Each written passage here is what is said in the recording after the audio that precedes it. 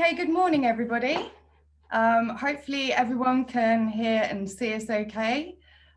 Just drop us a note to let us know that that's all working.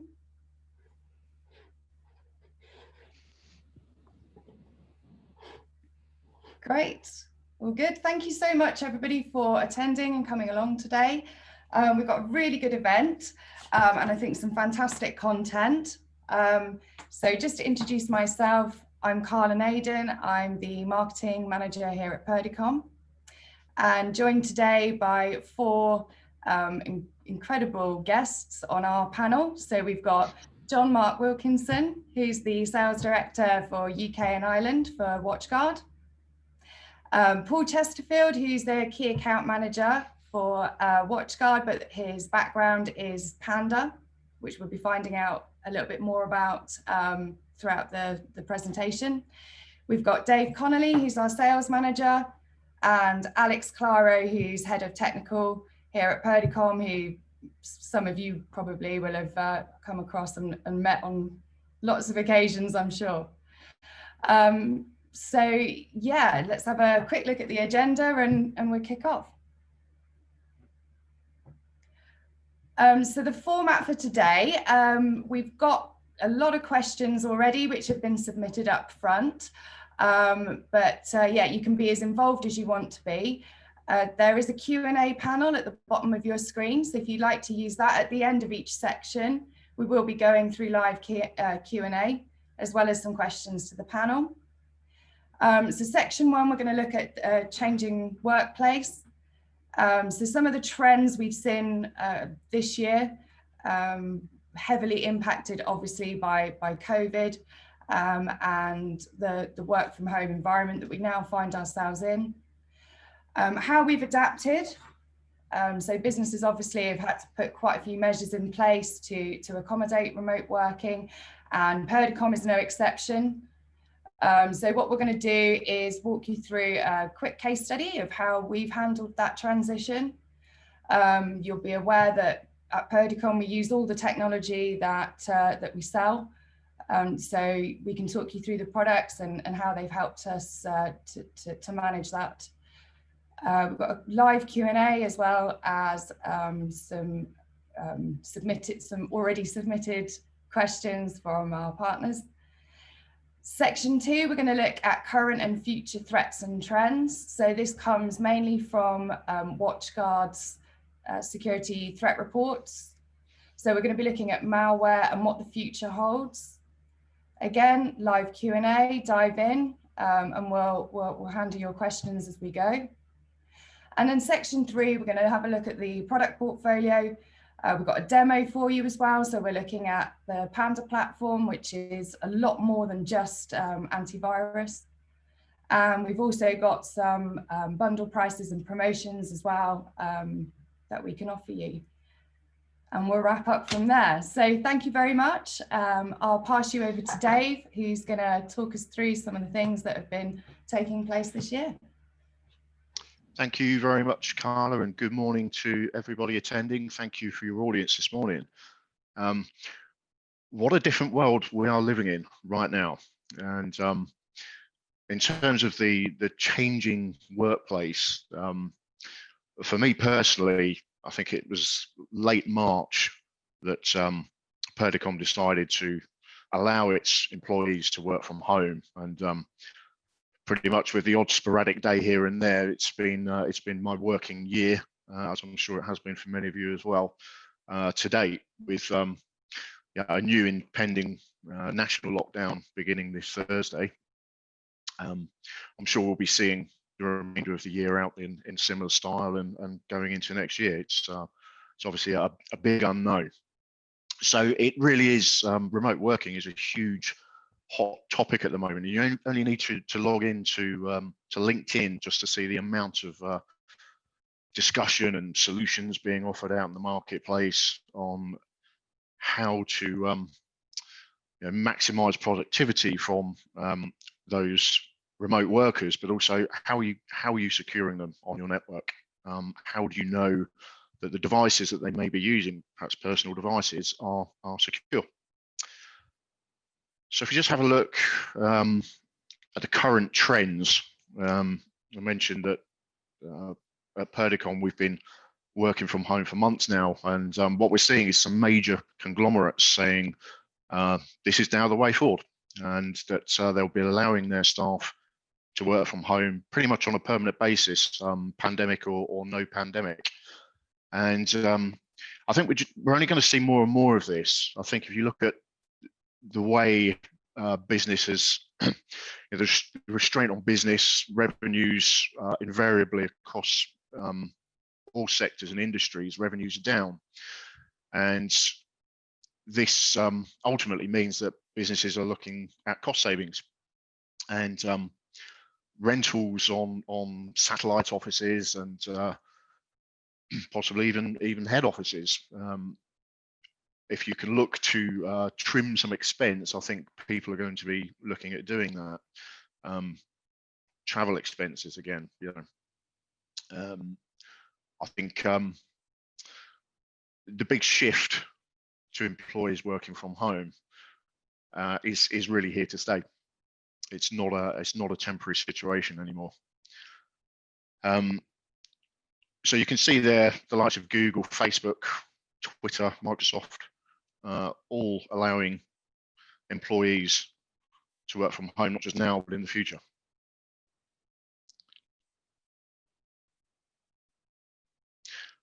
So remote working, excuse me.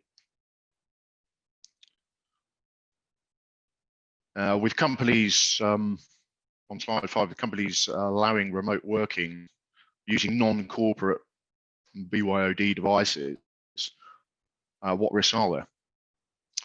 Well, at Purdicom, we're lucky. We practice what we preach. We have a WatchGuard solution in place, and we know that our devices that our company supply us are secure. We know that we can log into our company network and be fully protected. What happens with organizations where users perhaps were on a desktop PC and are now working from home with their own home PCs? How do organizations ensure that those PCs aren't compromised and allowing nefarious malwares onto the company network from remote locations?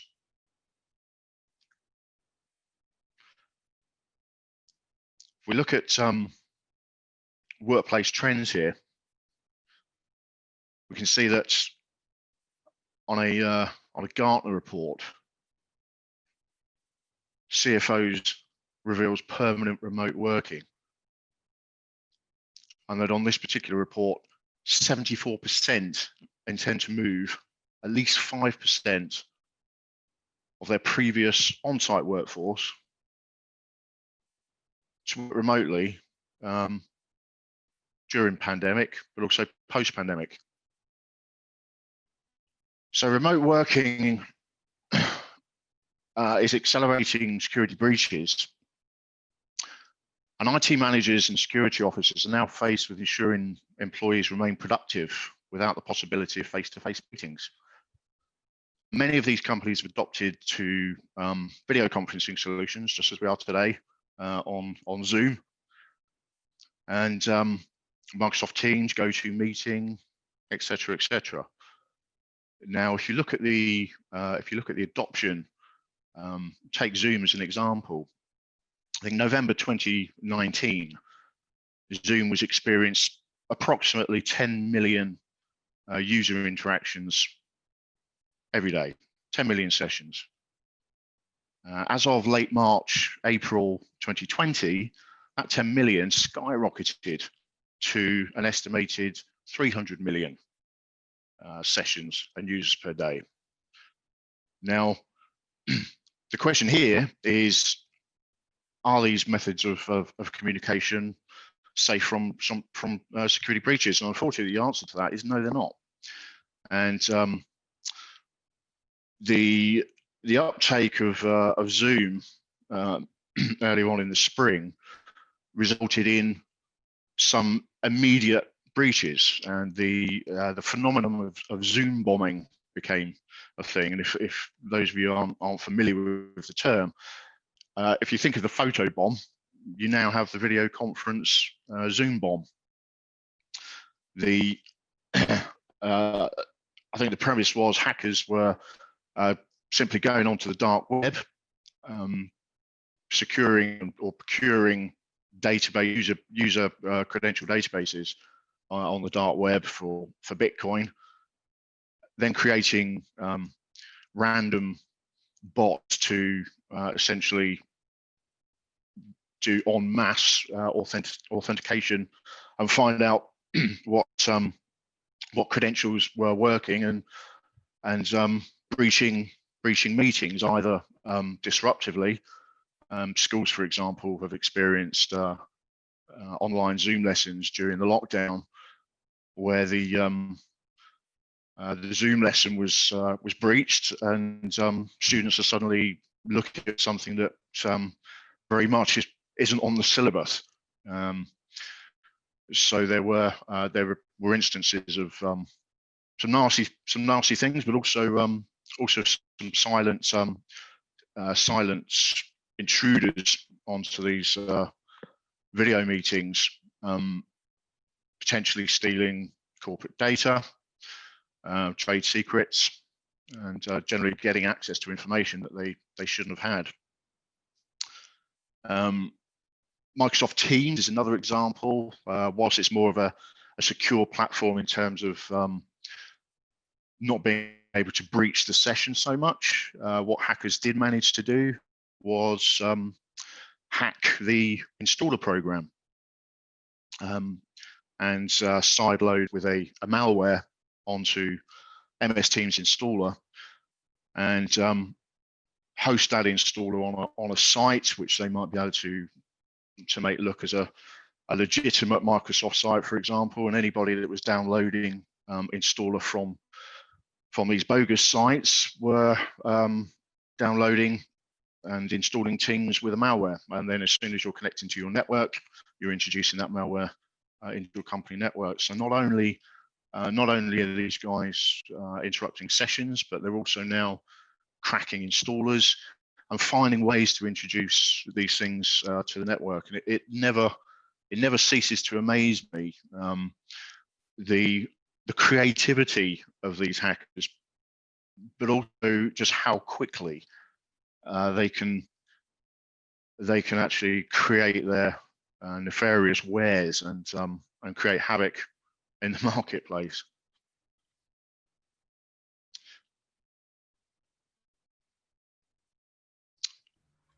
Thank you very much, Dave.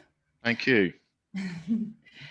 So yeah, how we've adapted is obviously fairly important, and so yeah, how can businesses, sorry, just bear with me. How can businesses ensure the security of their remote devices when they're not being used behind a secure perimeter?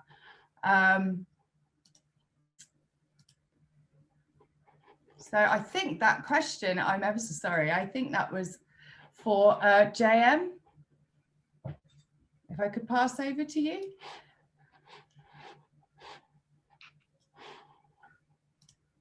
Hey, Carla. Sorry about that. Yeah, sorry, I just had to unmute. I think they said it was the phrase of the modern workplace when it comes to Zoom and remote working, that everyone's touching their ear and saying, you're on mute, you're on mute. Well, look, firstly, Dave, thank you for that great overview of workplace trends, and Carla giving me the opportunity to answer this question. I think one thing I'd just like to add, and by the way, in terms of introduction, my name's John Mark Wilkinson. Yep, as Carla said, sales director for UK and Ireland. I've been with the company for about 10 years, but in cybersecurity for 25. As Dave was saying, you know, these workplace trends, they're here to stay. When we look at companies like Twitter, when we look at Google, etc., and many other workplaces, they've really just said you can work from home forever. So people are really scrabbling to understand how we can now deal with this disparate workplace. So when we look at this question, you know, how can businesses ensure the security of their remote devices when not being used behind a secure perimeter? Realistically, you know, the key thing for me is that, you know, there's a couple of things we need to look at. One is education of the user. You know, let's use an example of when a user is now disparate and working from home, those work practices may change. I always use the example of a driving lesson. When you were young, 17, driving with the instructor, suddenly you drove very properly, carefully, etc. But then when you passed your test, off you went, and you were fine. In terms of when you're, you know, when you pass your test, you might not be doing things correctly. So therefore, the device needs to be secure, because you're no longer behind that perimeter. So it's really important that on that device you have a whole myriad of proactive security, client security solutions. And I believe, I won't steal Paul and Alex's thunder, but the key takeaway for me is ensuring that the perimeter is then extended onto the endpoint, and that endpoint security is similar to that as it would be behind the perimeter. But again, stronger client security, but we'll come on to that in a moment. Alex, did you have anything to add to that one? I think John Mark kind of covered everything I could have said really on that one. Okay. So next slide then, please. So is it possible to integrate your user-based security training? So that was a question again, I think for JM, if you'd like to pick that one up. I seem to be busy today. Wow. Yeah, so again, this is something that we're certainly at WatchGuard, and let's be honest, you know, other solutions out there, we're very focused upon. Using the previous example that I gave, once you've taken that user out from behind the perimeter and put them in a home office environment, there's so many risks out there. Again, that user behavior could change, but also not only that, they may not have the education to understand what maybe, let's say, phishing attacks are. They may be not sure which links are safe to click on, which links aren't safe to click on. Therefore, there are a number of solutions, of which we may talk about a little bit later, that can provide on end user training on the fly. So for example, if an email comes in, the user's not sure whether to click on it, but they do click on it. There are solutions that we've got that will block that link, that calling out to the internet, and then we'll actually provide an on the fly user-based training session, which can be a branded session for the customer, for the partner, and it will actually train that user about what they've done, the risk that could have possibly followed that, and also how to prevent it in the future. So it certainly is possible to integrate user-based training, and that's what we're seeing a big requirement for and a big upturn in the market. So yeah, definitely possible. Thanks, Carla. Cool. We've also got some, okay, sorry, I think the slide deck is in a slightly different order. So remote working is accelerating security breaches. Are remote workers more at risk from phishing attacks? And what measures in that case can be employed to help protect the remote workforce? And that is a question for... that one's for me, Carla, so I can pick that one up. Yeah, so yeah, morning everyone. So yeah, are remote workers at more risk of phishing attacks? The answer is yes. Some of the main reasons being that they're not generally behind the corporate firewall. They're usually connecting to the internet from home. So they don't have that initial layer of defense in front of them. Users are more likely to make mistakes as well. If they're questioning an email or that looks suspicious, it's much easier in your office space to ask someone next to you, you know, does this look genuine? So we see remote workers are at more risk of phishing attacks because they're not able to question things with colleagues. They may also be using personal email. It might be temporary. And with regards to the personal email, that would lack some mail filtering in there. So phishing emails are more likely to get through to the user. So 100%. Remote workers are at more risk of phishing attacks. What can be put in place to help protect the remote workforce? So technologies that WatchGuard provide, like two-factor authentication. So if people fall victim, they're putting in their credentials, they're asked to put in an additional layer of authentication. This generally stops the majority of these phishing attacks. There's other technologies that we offer, like DNS Watch Go, which can prevent people from accessing phishing websites. And of course, end user training is really, really important to be able to identify phishing emails. So the answer is yes, and they're the measures that can be put in place. Excellent. And we've also got some questions that were submitted up front as well from our partners. So the first one here is, why should we use a VPN if all of our apps are in the cloud? And that one, I believe, is for you, Alex. Well, we should still care, because even though most of their apps are in the cloud, it's how they're actually getting to those cloud applications in the first place. So if they're, say, using their home internet, for example, their home Wi-Fi, well, there's no way to ensure they're actually secure in the first place. So in using a VPN, you're obviously encrypting the data. So effectively, you're creating a virtual tunnel to your corporate firewall, which means that attackers can't see what's in that tunnel. And then once you're behind your WatchGuard firewall in the office, you're then protected by the firewall itself. So whether you've got the gateway antivirus, WatchGuard's own threat detection response, and URL filtering policies, effectively, you can almost sort of guarantee that the applications they're accessing are the genuine applications they need to access, and no data has been compromised or modified in any way before it gets to the cloud service provider. So that's one of the reasons why VPNs are so crucial when working from home in those kinds of scenarios. Fantastic. And I think this one we've already kind of covered quite a bit. So we have touched on that at the beginning of the presentation. But Dave, I guess one for you. Are there any predictions on the percentage of people that will continue to work from home into 2021? I think you might be on mute, Dave. What a schoolboy error. I'm still getting used to this whole VC.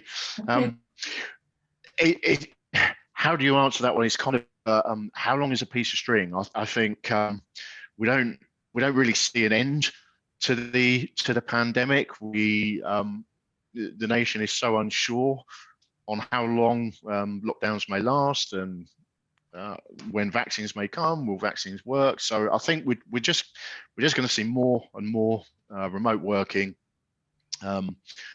As we mentioned in an earlier slide, when you see the big boys, the likes of your Microsofts and your Googles saying, yeah, this is our new normal, and our employees will be allowed to work from home beyond pandemic times. I just think we're going to see more and more adoption of this.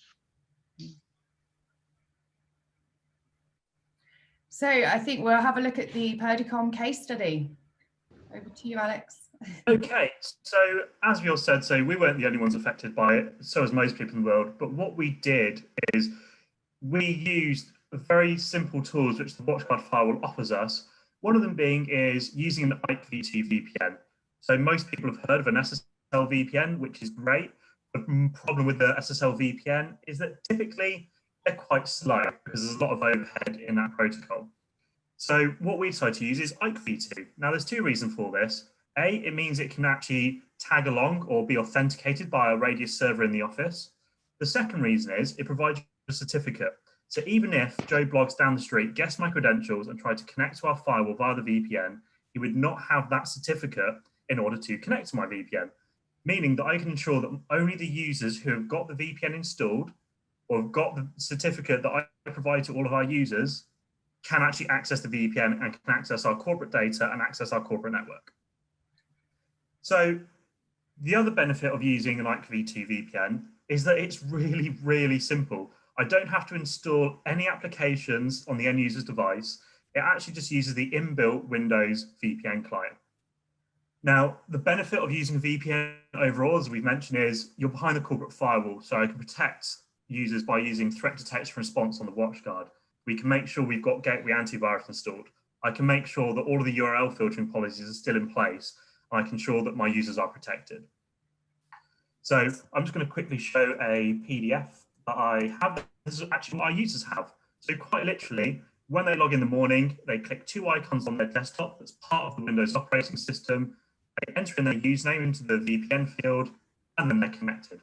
And that's literally it. There is no third-party application required to log in and use our VPN.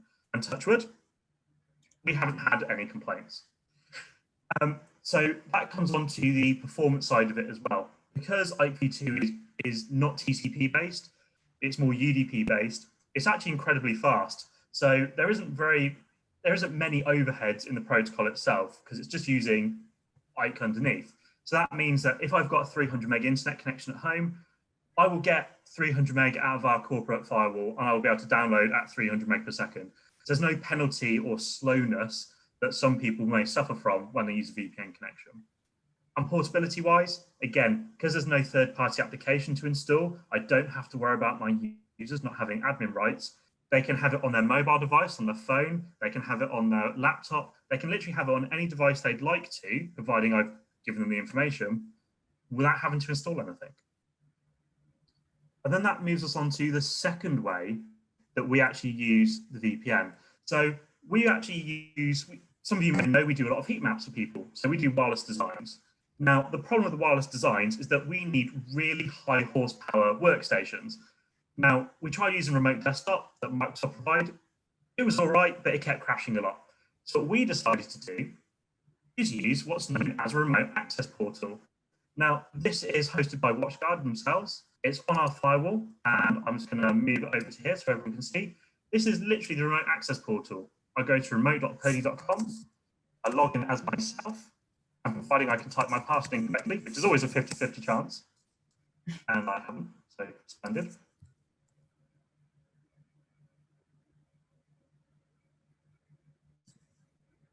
There we go, and now you can see I can actually get to our Ekahau machines. I can click on the icon, it's then going to ask me to log in, and I'm now actually remote accessing that device remotely. Now, the benefit of this is I'm just going to a web page. So I'm just going to remote.purdy.com, I'm logging in with my user credentials, and then I'm accessing the resources I want. Now, the benefit of that is that I don't have to, again, install anything. I'm accessing the computers that I need, and I'm getting all of the horsepower without having to tax my laptop or mobile device. I can even, if I want to, access it on my mobile phone and do heat maps from my mobile device. Or maybe I want to get to a switch, or I want to get to, an email browser or SharePoint. I can publish different applications via that remote access portal without, again, needing to install anything on the user's device.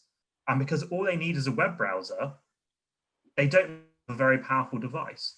Literally, it's very lightweight. So you can even do things like intensive CAD designs and computer-aided design, all through a web browser, accessing that machine in your office, which has all the horsepower that you require. Because it's a web browser, it's portable. And it's secure because we're using SSL encryption as well. So it's using SSL encryption, and because all the horsepower or the work is done at the remote end, there's no performance penalties either. So I think I've waffled on enough about that now. I'm going to pass back over to the Q&A. Fantastic. Thanks so much, Alex. Over to you guys. Is there anything you'd like to ask the panel, particularly perhaps Alex, anything about the case study in particular? And if not, we can move on to section 2.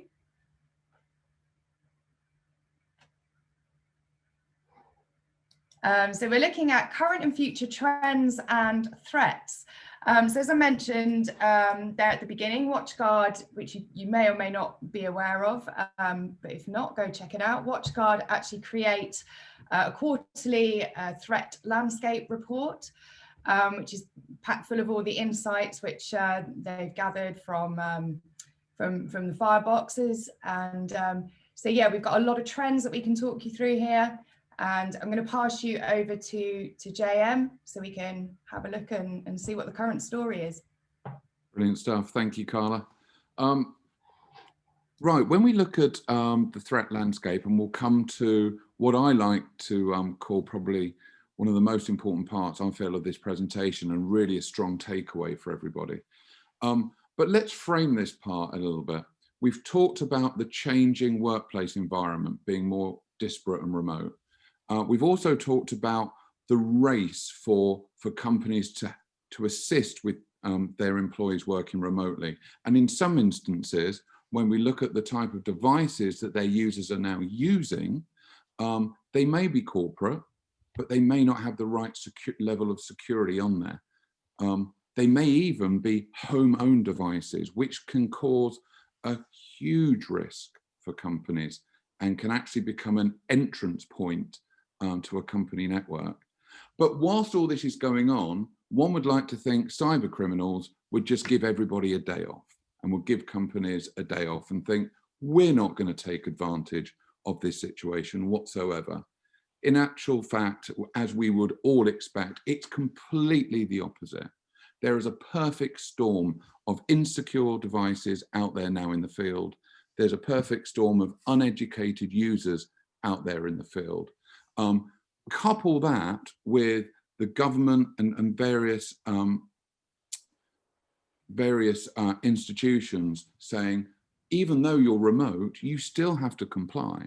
And you still have to comply to Sarbanes-Oxley, to different legislation such as KCSIE, GDPR. And what we can see here is that even though people are being pushed remotely, just in 2020, we can see that there have still been some major attacks. Carla, could you ping it on to the next slide, please? Brilliant stuff. And these types of attacks can happen, as I've said, because cyber criminals have just taken advantage by deploying more and more advanced ransomware. Now, whether they're there's so many types of ransomware out there. A number of the key ones this year are ransomware called Maze, Tycoon, Trickbot, Quackbot, Ponyfinal, etc. All these crazy, strange names that people have either discovered on the dark web or created themselves and aimed at these types of high-end companies. But just because they're high-end companies doesn't necessarily mean they're not going to attack smaller companies, and they're not going to use those smaller companies' users to exploit and then piggyback onto their devices to perhaps gain entrance into these devices, into these companies. Because as we all know, smaller companies can be contracted by larger companies and have direct access into their systems. So therefore, if an end user for a smaller company has an insecure, non-corporate owned device that they're using at home, that becomes exploited by somebody going onto a compromised website, clicking on a phishing link, and then keyloggers are deployed, etc. And they can soon get in and create these types of hacks. I'm just going to add a little bit before we move to the next slide about something that Dave said about Zoom bombing. As you said, it can be quite unsavory. And the example that I found online, and I just couldn't believe it happened, but people are actually attacking faith groups. At the moment, we're about to go into a second lockdown. And whether, depending on what type of religious faith you are, some of these faiths are using remote sessions via Zoom to conduct their faith sessions, whether it be, for the Jewish faith, Catholic faith, etc., etc. One of the hacks was actually they intercepted a virtual synagogue session and actually started throwing hate crime into the conversation. So you can see these things can be both very damaging, not only from a financial basis, but from an emotional basis as well. Carla, can you ping me over to the next slide? Now, this is what I always get quite excited about. This is Secplicity. This is our threat landscape website. If there's one thing you take away, I'm sure there's many things you'll take away. Take away this website here, www.secplicity.org. You can go onto there and search real time, whether it be today, last week, last month, or for the whole year. And you can look at the threat trends that are out there in terms of the amount of malware, which you can see quite clearly here is growing. And the most important thing that we're seeing, and just to frame this a little bit, we're seeing this in terms of our physical devices that are located in the UK, in the Americas, across the world, Asia Pacific, Europe. And we're seeing that through the eye of 40,000 disparate devices that are located across the world. And the key takeaway, another key takeaway, is 86% of the malware we blocked was 0 day. Now we'll come on to, and I think Paul and Alex will demo this in a moment, but when we think about 0 day threats, that's like an executable being presented onto your laptop that it's never seen. And if you don't have the right level of software, and it's not a heuristic-based scanner that's self-learning through various different AI methods, etc., it's not going to block it and it's going to infect that laptop. And the final thing before we move on, sorry, Carla, I've taken a bit of time, is to think those threats that are out there don't differentiate between whether they're attacking Zoom, TravelX, Twitter, or your personal PC. We don't have WannaCry Lite and WannaCry Advanced. We don't have CryptoLocker Lite or Advanced. They're the same advanced threats that are going to attack that user that's sitting at home using an insecure device and potentially being able to then pivot across to the bigger networks.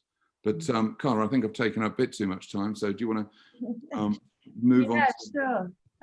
Thank you very much. And just to let you all know, we'll follow up with that email, sorry, that website address as well. So you can go and check that out. Simplicity, it's really worth having a dive into that. So yeah, partner questions. So the first one we've got here is, does malware affect mobile devices? And if so, how do we protect them? Paul, would you like to take that one? Yep, thank you very much, Carla. So does malware affect mobile devices and how do we protect them? Yes, malware does affect mobile devices, some more than others. Android in particular, due to it being an open source platform, and anyone can develop apps and put them onto the Google Play Store. So our products do support mobile operating systems. iOS is not so vulnerable to the degree where Apple don't allow antivirus products on there. We have agents available for iOS with our RMM solutions, and there is going to be one available in the endpoint for some mobile device management.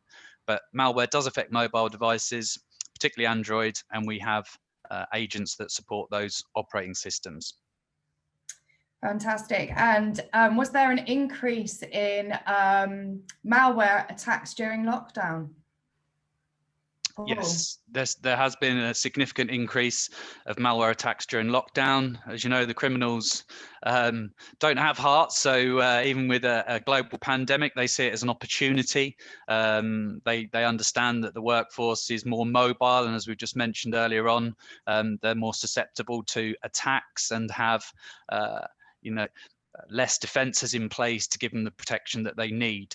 So yeah, going back to the previous slides that we saw earlier on in the presentation, there has been a significant increase of malware attacks during the lockdown period, and we expect that to continue. Excellent. Okay. Do we have any Q&A before we move on? I think we're explaining everything so completely. Yeah, we'll take a look at section 3. So the product and portfolio overview. Here, what we're going to do is we're going to have a look at Panda and at WatchGuard and some of the solutions which can actually help us with the challenges that we're facing at the moment. So I will pass you over now to Paul, who's going to give us a demonstration of Panda and how that works. Thank you. Thank you very much. Okay, so I'm going to present you with one slide here, which shows the difference between a traditional antivirus or EPP, endpoint protection platform, compared to our endpoint platform with EDR, which is called Adaptive Defense 360. So on the left-hand side, you can see traditional antivirus is purely based on signature files and heuristics, and as a result of that, only detects known malware. So it must have a signature in place to be able to recognize the threat in order to give you protection against it, which obviously means with a 0-day threat, there won't be a signature file in place. So how does a traditional antivirus deal with that? Well, the answer is it doesn't. It allows 0 days to run because it's not able to recognize that they're malware. Traditional antivirus only sends alerts about the things that it knows to be bad.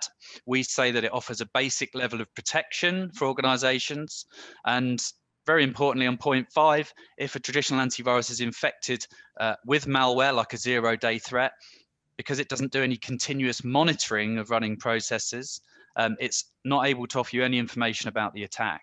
So what we saw with WannaCry, when it had a big impact with the NHS, they needed to invest in third-party tools to be able to see the actions that the malware have taken on the network, to see if any personal data had been taken or other malware was resident on those platforms as well. Traditional antivirus only stops known malware getting into the endpoints, and it doesn't monitor any process activity. Whereas on the flip side, with the Adaptive Defense 360 solution, it's not just based on signature files. We still use signature files because they give you the protection against the known threats, but what we're really focusing on here is the 0 days. So adaptive defense is based on behavior intelligence, big data, and machine learning. As a result, it gives protection against all threat types, both known and unknown.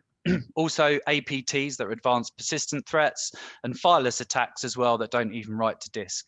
So we incorporate anti-exploit technology within the EDR platforms as well. It's a managed service. Panda do the classification of the unknowns. If you think a file can only really be one of 3 things, it's either known malware, known goodware, or unknown. Known malware is blocked using signature files. Known goodware is allowed to run, but continuously monitored.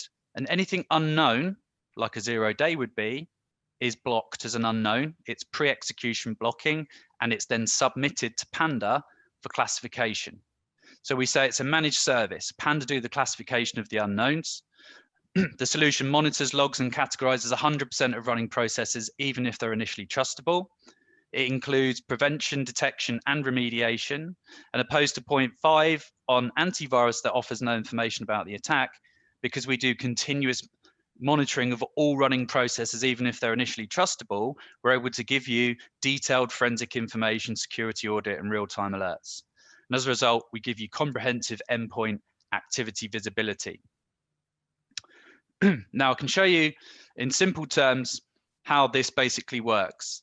And this is called the Attestation Service from Panda. It's the unique selling point of Adaptive Defense 360. And what we can see here is 4 different stages. I'd just like to point out that an antivirus or an EPP platform that can only block known threats only does step 1, which is a blacklisting approach. So when a file comes down, we do a check to see if it's known malware. And as of 2019, we check it against 2.3 billion known malware samples. With an antivirus, if that file is on the known malware list, then it's dealt with. It's recognized threat, and a signature file will disinfect that threat. However, with a 0 day threat, it's not going to be on the known malware list. So an antivirus will just run it because there's only 1 step. With Panda Adaptive Defense 360 and the EDR technology, we can see these 4 steps that I'll just talk through now. So the first check that we do with Adaptive Defense is exactly the same as an antivirus. Is it known malware? Check 2.3 billion known malware. But obviously with a 0 day, it's not going to be on the known malware list. But at this point, we don't just run it like an antivirus does. We then say, okay, at this point, we don't know that you're known malware, but this solution only runs known goodware. So step 2 is to then check against a known goodware list of 3.2 billion. And if that file is on the known goodware list, then it's allowed to run, but we continuously monitor it. But obviously with the 0 day threat, it won't fall into any of these categories of known malware or known goodware. So what happens? If it's not known malware or known goodware, it must be an unknown. An unknowns are denied execution, and they're then submitted automatically to Panda for classification. Panda automatically classify 99.98% of the unknowns. However, if we can't gain a high enough confidence level on that unknown, then it will go to step 4, where it goes into the hands of malware analysts.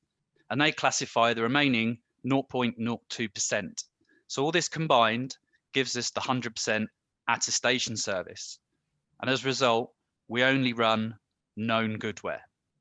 And I can show you how this works from a user perspective. So I'm just going to open up my Panda agent here, which I've already logged into. So it's enabling me to turn off certain features. I've also got here an executable generator to mimic 0 day malware. And I'll just regenerate these files. so they're brand new instances because these were last done on the 29th of October. So if I just generate these executables now, so we can see that they're on today's date and time. So I'm trying to mimic 0-day threats because these executables are completely untrusted because I just made them 5 seconds ago. And what I'm going to do is switch off my advanced protection, which is the attestation service that I just explained. So for all intents and purposes, I'm now running a traditional antivirus solution that can only block known threats. And what I'd expect to see here is all 5 of these executables will run even though they're untrusted, because we're in antivirus mode and it only has the ability to block known malware. Well, these are unknown. So my antivirus default action is to run these items. So we can all see the risk here. These are unknowns that are running on my endpoint. They're not being blocked on the basis that Panda don't know their malware. Well, nobody does because I just made them. Now, if I switch on the advanced protection, so I'm enabling the attestation service now, whereby I only run known goodware. And what I'd expect to happen is all 5 of these get blocked as unknowns. So the first check will be the same when I try to execute them. Are you known malware? And the answer will be no. It will then say, okay, are you known goodware, which is stage 2? And the answer is going to be no. Therefore, these should all get blocked as unknowns.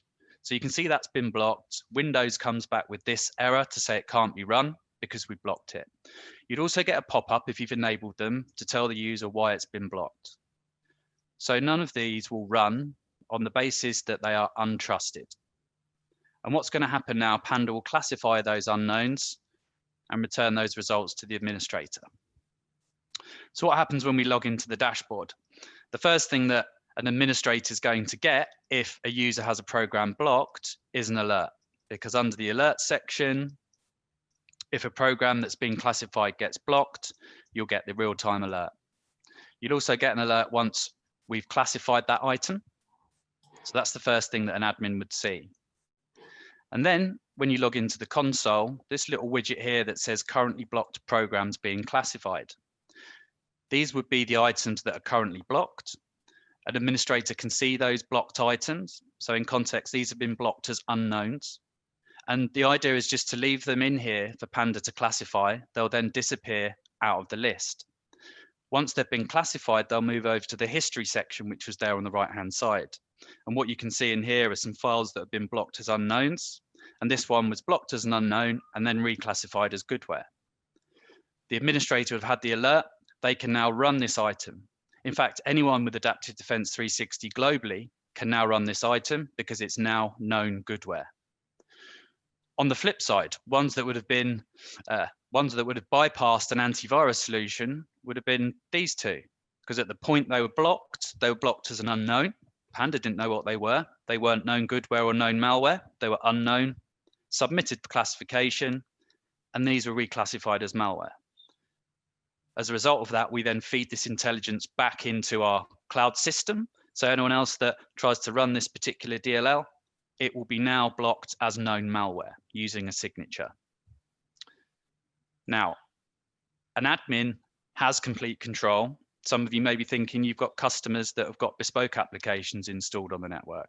How do we handle these? I'll come on to that very shortly.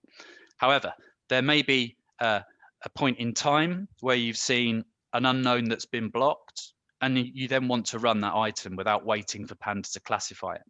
I'll add at this stage that the SLA for Panda to do the classification on unknowns is within a 24-hour period. However, unknowns that are reclassified as goodware generally take a few minutes. However, unknowns that are reclassified as malware can take a bit longer, depending on whether they need to get to stage 4 or not. But if an administrator wants to interact with this solution and allow unknowns to run before Panda have classified them, then you can do so. You can select the item within the console. Before you perhaps unblocked one of these items, you could do a bit of due diligence first by searching on Google or searching on VirusTotal against that threat. If you are happy with that and you wanted to override Panda's block of the unknown, then the administrator can log into the console. There's an option here to unblock the item, and we give you a warning to say, remember, this is an unknown. If you allow it to run before we classify it and it turns out to be malware, you're effectively allowing it to perform the malicious tasks it was designed to perform. And we can then click on unblock. Now you can see that this item has been allowed. There's not 4 items pending classification anymore, there's 3. And what's happened is it's moved it into the programs allowed by the administrator section. And within here, you can still see that there's 13 items that an administrator's overridden. And out of those 13, 6 were malicious, 3 were potentially unwanted programs, and the other 4 are still in the process of being classified. Now, this point is very important because just because an administrator overrides a block of an unknown, like I've done here at the top, you can still see that it's being classified, because the 100% attestation service means that Panda see everything and classify everything. So using this technology, we're in a position whereby we only run known goodware. We're not trying to chase our tail with signatures to keep on top of all the threats that we're aware of, which is completely reactive technology. We now only run known goodware, which is a much higher level of security. Also within this platform, you have the ability to configure how the product handles unknowns. Okay, so I'm just going to quickly show you this part in here, the advanced protection, which is the configuration of the attestation service. And very quickly, I just wanted to cover off these 3 different modes and what they do in terms of blocking of unknowns. So hardening mode is the default mode that customers run in for the first 2 weeks, and it's like a learning phase. And hardening rule set basically says, if anything's unknown that's already installed, allow it to run whilst we classify it. However, we will block unknowns that come from the internet, other computers on the network, or from external storage drives. I'm sure you'll all agree the internet is pretty much the risk. After that 2-week period, the product's done its learning of all the applications that are locally sourced or already installed on the endpoint. And it's then the customer or the reseller's responsibility to change the behavior to lock mode. And lock mode's rule set is deny all unknowns, regardless of how they're sourced, whether they're already installed or they're externally sourced. Anything that's unknown is denied execution in lock mode. And you can enable lock mode within here and even give certain users, and we only recommend this for advanced users and admin only for obvious reasons, the ability, if you wish, to interact with the agent. So if they have a block of an unknown on their device, certain users will be able to override that block of the unknowns if the policy's been given to them. And the other mode that was in here was audit mode. Audit mode doesn't do any blocking of the unknown, but it's able to record all of the forensics, which I'll come on to now. So with this being an EDR solution, we have this visibility within the platform. We're able to see forensic information that we're unable to see using traditional solutions. But also within this platform, you've got the ability to incorporate your traditional antivirus configurations as well, such as web filtering and spam. We can also incorporate patch management for Microsoft and third-party applications. We're able to identify personal identifiable information that sits in documents, because this is a risk and this is the target for hackers to try and get this information from the endpoint. So how do you know who's got these files on their endpoint and what kind of information that they contain? We're able to see that within the data control module. We can see what documents sit on an endpoint, where they sit, what information is included within these documents.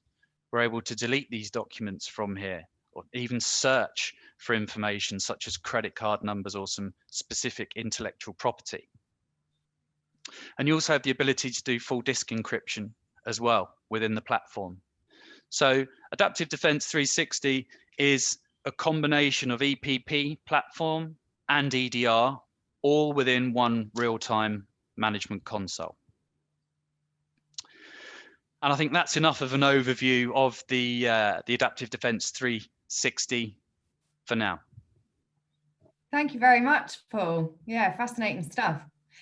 So I think Alex is going to show us through as well the UI and the analytics and provide us a quick overview. Hopefully. I will indeed. Let me just get my screen share back up.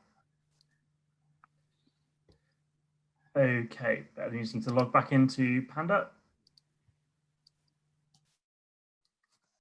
So, following on from what Paul has mentioned there. So the reason why I like to say that Panda is not just an antivirus platform is because, as Paul has demonstrated, there is so much more that the platform is capable of than just being a traditional antivirus. You can even manage down to allowing users to have removable devices plugged into their machines and preventing that. What it also gives you is advanced visualization. So there's a lot of data that you can see, but you can actually start drilling down into end users' machines that they have. So for example, right on the dashboard here, you can see how much data has been presented by one of my colleagues. He's actually doing a heat map right now. So he's done 6 gig of data just rendering a heat map. I can see how much data each device has been using, the number of events that each device has had, including the number of live events. I can even see the event volume and the event by technology, as well as the daily traffic volume, and actually analyze how much data is being used. I may say, well, why is this useful? Well, Panda is on the endpoint. So it means that it doesn't matter whether the device is in the office or out the office, you can monitor exactly how much data that device is using and what it's doing as well remotely. So if I was to go to the application control section and I go to vulnerable applications, if I just span this back to yesterday, so it's got more than 24 hours, I can actually see which applications it's considered vulnerable. And this is on my own network, so I can see it's classified, you know, some of it being as an out-of-date Adobe Flash player, an out-of-date Java application. I've even got which applications have been executed. So some of them are Dell, for example, because we run Dell laptops. I've even got, based on what machine has it installed. So all of the marketing department, they all use Dreamweaver, they all use the Adobe products that just might need an update, for example. And then you've got all the vulnerable applications that have been executed, such as the Dell Support Assist, which can be classified. You've then got Firefox, Java, all out-of-date applications. It's detected and picked up for us. I can even start looking at bandwidth applications. So which applications are actually causing a lot of bandwidth and consuming a lot. So the bigger the blob, the more bandwidth it's used. So I can see that someone's been using SkyGo. So I can click on that and I can go, okay, well, laptop 164, that happens to be me. I was using SkyGo last night on my laptop. So you can actually see how much data I was using as well when doing that. I can then go to, I don't know, let's pick on Teams. I can then start looking at individual laptops and start seeing who's actually been using the application in a nice visual representation. I can then even see, well, okay, that's the data received. What about data sent? So again, if I go to Excel, it's the biggest one, I can then see who's been using Excel and in what percentage and how much data they've actually transmitted. And then I can even look at specialty tools and applications. So some of these are going to be our users, our admins who do development work. So it's actually now able to pick up that they, you know, he's using a Linux shell, he's using Perl, he's using Python, he's a developer. I'd expect him to do that. But if I saw Carla doing a Perl script, I might go, well, she shouldn't really be doing that. That's not really what she does. And I can actually start to look into why she's doing that, or is it malicious? Is it something that shouldn't be happening on? You can even start classifying the remote access applications and who's using them. And also right down to the admin tools executed. So who's been executing admin applications? Now, all of these, thankfully, is my IT department. It's myself and my colleagues that look after our systems. I can even then see who's executed them as well. And then finally, we can come on to data access control as well. So I can start looking at user activity, and it's going to show me all the logged in users. It's going to take a moment or two to render. When it does, I can actually see all the logged in users and see on a user basis what they've been up to, what they've been doing, and if they've been good or bad, effectively. There we go. So let's pick on laptop 140. That is Gemma Bowers. She is my second in command for IT. So I can see what laptop she's been on. So likewise, I'd expect her to be on multiple devices because she has to look after multiple devices and she's always assisting users with any issues they have. But likewise, if I reset the filter and then I see, well, Mark Lamont. So if Mark Lamont has been on more than one machine and he's only got one laptop assigned to him, that's going to raise a red flag. The same for Hugh Garrett. If he's been on more than one machine or more machines than he has access to, well, that's a red flag. And I then need to investigate what he's doing and why he's been doing it, just to make sure it's nothing malicious. And that then comes on to our bandwidth consumers. So instead of the nice pretty graph, I can just have it in raw format. And I can export all of these if I want to or hide them. I can download the data, zoom, I can screenshot. It's all there ready to go, even down to which machine users have actually used the most inbound network traffic and outbound. And it may always not be the same people and vice versa. But there's a hell of a lot of information you can see that's in the Panda Advanced 360 platform. So I always say to everyone, it's not just an antivirus platform, because there's so much more you can do with it in terms of analytics and analysis, more than just controlling what a machine can and can't do. It exposes the whole other side of the bubble, which most people just don't have knowledge or access to on their traditional antivirus systems. So that then leads us on to our partner questions. Partner questions, yeah, thank you, Alex. Just to mention as well, I think what we'll probably do is run a more deeper dive onto the Panda platform as well for our technical audience. So look out for that, because we'll put a date together to run another webinar coming up in the next maybe few weeks. So do let us know if that's something you'd be interested in. So partner questions. Is there a consumer version of Passport available? Passport obviously being the bundle promotion. JM? Yeah, thanks, Carla. So just to, I suppose, frame this question, when we look at our Passport bundle comprises AD360, the product that Paul was demonstrating, and the data that Alex was talking around. It also comprises our authentication, our two-factor authentication product called AuthPoint, which is the product that Alex spoke about during the Purdicom case study. And it also provides our product called DNS Watch Go, which is the product we sort of all hinted around, which was about provision of on-the-fly learning modules, whilst also protecting against various phishing attacks as well. So that's the bundled promotion or bundled product that is available to our partners. But let's touch on this question. Is there a consumer version of it? Well, it depends what we mean by consumer. Is there a box product available, similar to that you could pick up in PC World? No. However, and the product can be provided to home users, to remote working users by you as partners, and that can be provided either as a 1-year or 3-year license option, or it can be provided through our MSSP model, which can be done on a monthly bill. Now, that's something we as WatchGuard are really trying to do, to empower our partners, to empower you to become managed security providers and give you a number of flexible options.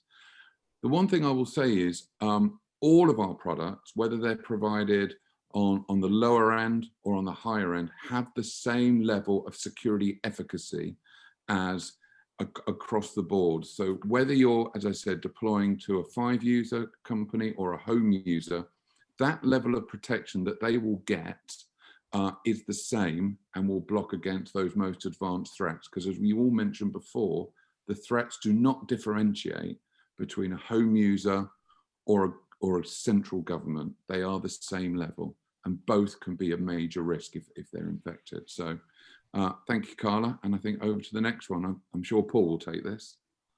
Yeah, so what would you say are the USPs for Panda, Paul? Yeah, so I would say that there are a few, but the main USP will be the 100% attestation service, or the pre-execution blocking of unknowns. You know, we see competitors that do what they call ransomware rollback and things like that, which is, you know, past the event having to restore a system, whereas ours is pre-execution blocking. We only run known goodware. We also have a real-time cloud-based platform. We do continuous monitoring of all running processes, even if they're trustable. It's EDR and antivirus combined in one window. The data control module, the GDPR plugin, is unique to Panda, and we also have SIEM integration as well. But I'd say the unique selling point is the 100% attestation service and the classification service with that.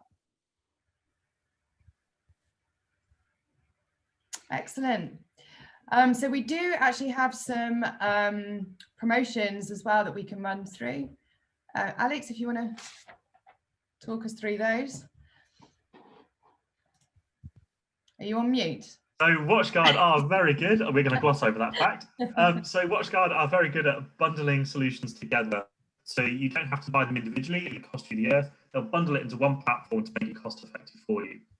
So Passport used to just be AuthPoint, which is a two-factor authentication service, which integrates with well over 100 different end users or end applications, such as LastPass, Zoom, and many others as well, including Microsoft's own security products and accessing their own email clients.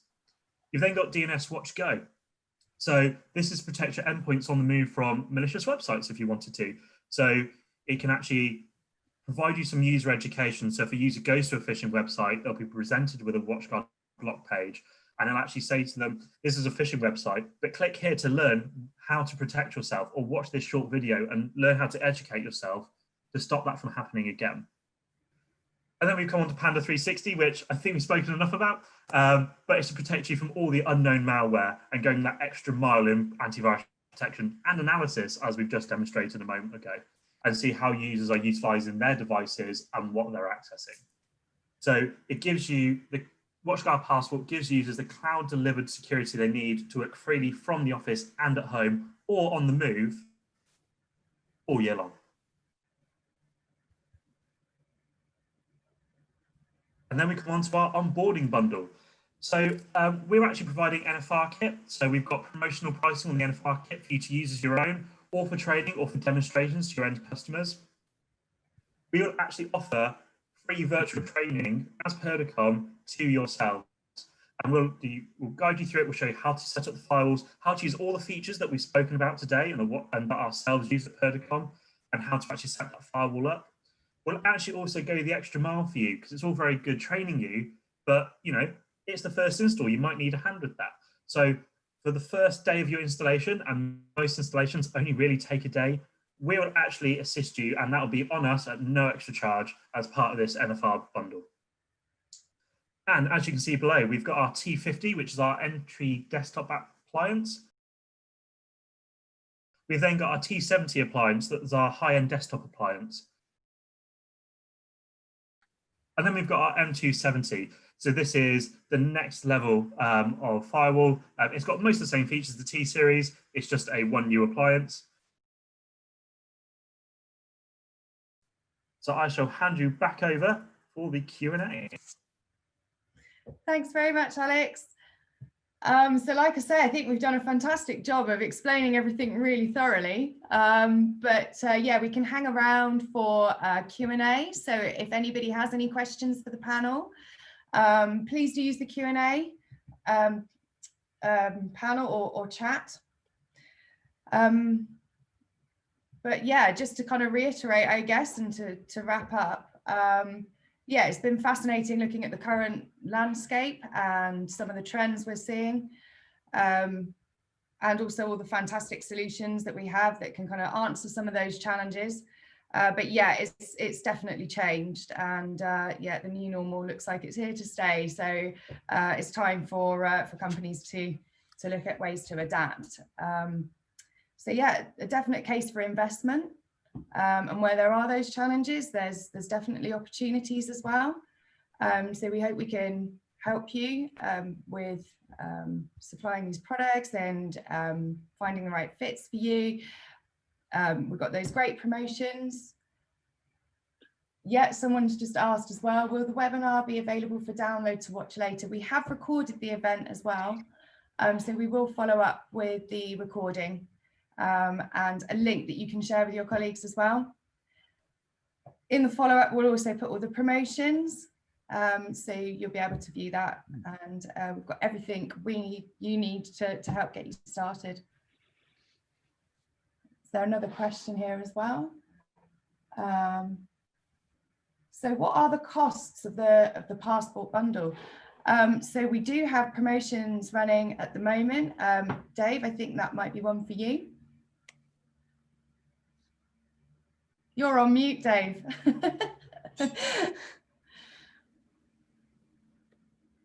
I think once is forgivable, two inexcusable. So sorry about that. Thanks for the question, Gary.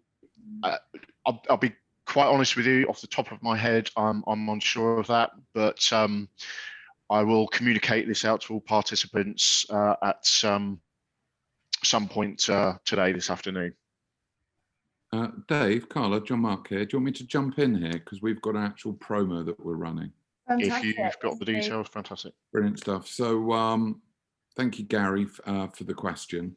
So as of Q4, and this is a time-limited promo between October the 1st and December 31st. As Dave said, in terms of the full, well, not the full product, the sellable product that you can provide to your partners, I'm sure they'll come back to you on that. But what we are offering from an NFR perspective, so partners on this call, or generally partners can get their hands on it and play around with it, we're offering 1 year NFR licenses for a penny, for a maximum of 50 users. So you can buy a 1 year NFR that, and more importantly, if you wanted to become an endpoint partner or a WatchGuard partner, would count towards your certification. And we can go into WatchGuard 1 perhaps on another time. But yeah, we're providing our partners with the opportunity for a penny to use Passport in their environment so that you feel comfortable with it, along with the assistance of Purdicom for a technical point perspective to really get you au fait with the product, and then potentially to pass that out to your customers by selling the again, I'll use the word full, but the chargeable product. So yeah, therefore, again, 1p or 1 cent, I think it is, or 1p per license, maximum of 50, 1 year NFR. Yeah, that's a fantastic deal.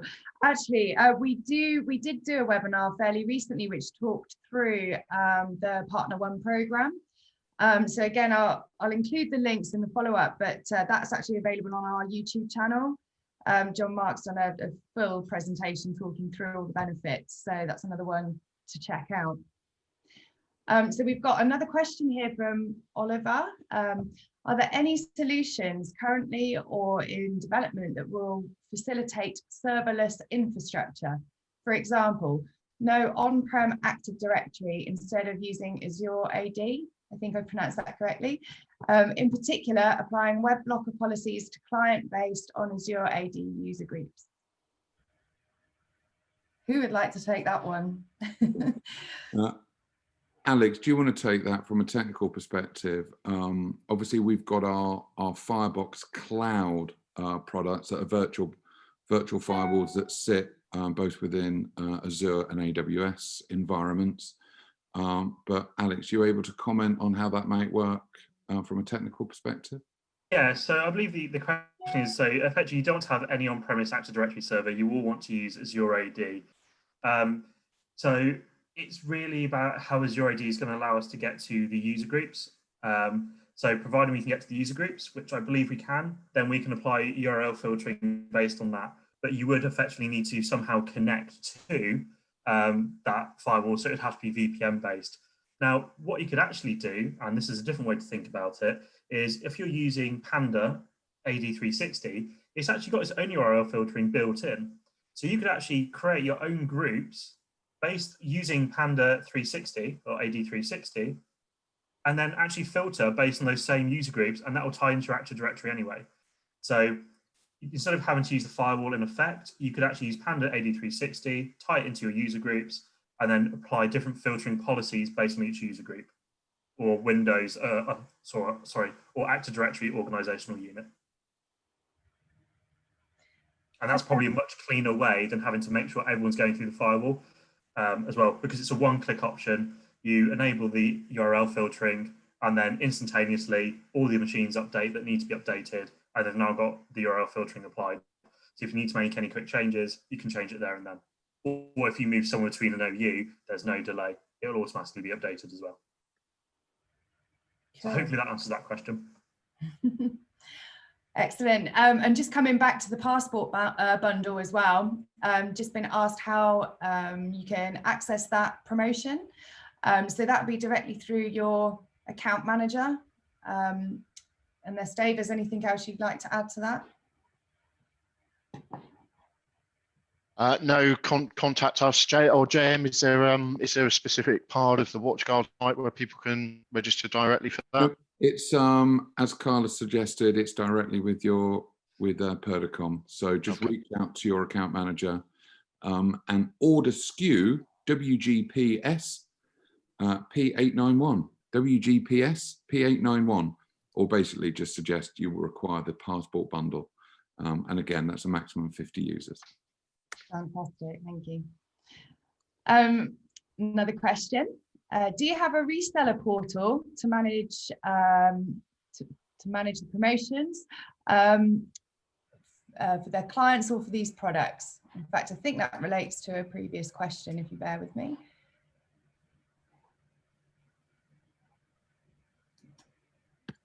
David, I think that's actually in regard to the promotions. Is that correct? Yes, it is.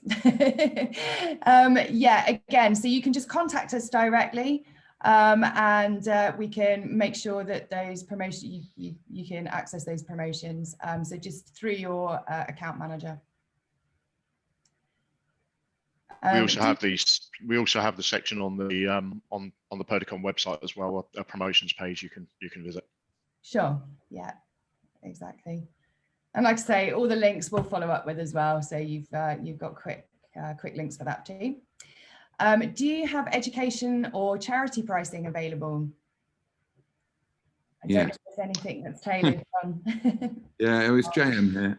So I'll answer that on behalf of the entire product range. So yes, we have public sector pricing, which we on the price list is classed as Gov Edu, but that really covers everything public sector. So yeah, whether you're buying endpoint, firewalls, authentication, or wireless, yeah, we can certainly put pricing. We certainly have education pricing available. So yes. Cool. Will that cover charities as well, JM? It does indeed. Fantastic. Yeah. Anything, yeah, charities, obviously we need a charity number, but yeah.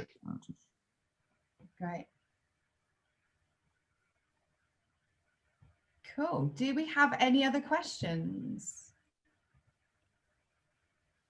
Okay, well, I think if we can stay online for a little bit longer in case there are any other questions. But yeah, otherwise, thank you very much to our panel. Thank you all very much for attending. Yeah, and we'll see you soon. Thanks. Thanks, everybody. Thanks all. Cheers all. Bye.